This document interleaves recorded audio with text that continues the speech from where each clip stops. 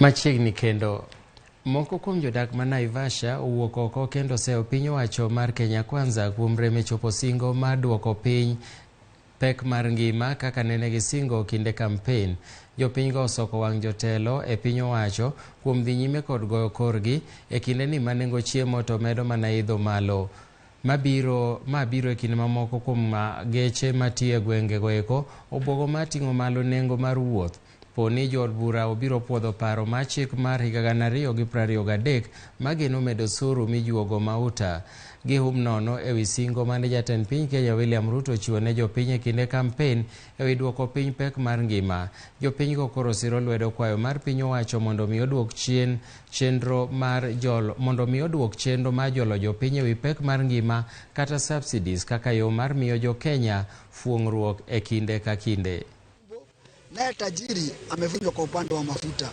Ukiangalia mafuta yote ya gari mpaka ya kupikia, bei yote iko juu. Hata mama mboga saizi ameshindwa kuingia kwa shamba kununua mboga.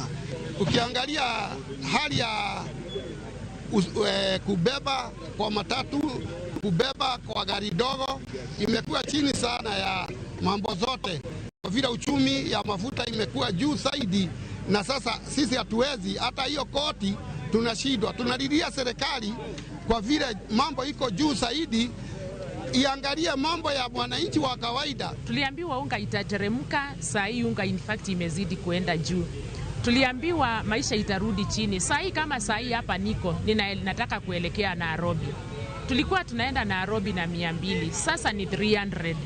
Na tunashindwa, tutakuwa tunaenda Nairobi. Kama mimi ni mfanyikazi nauza mtumba, saa hii hata kuenda kuchukua mtumba inanishinda, kwa sababu nashindwa nitalipa 300 ya fare, alafu nirudi niende nichukue mtumba, nikirudi chukua nirudi nilipie, na inalipishwa bei gani? Naenda unafungua biashara bila ulifungua tu, hivyo ndio utakunja urudishe ndani bila hata ndururu.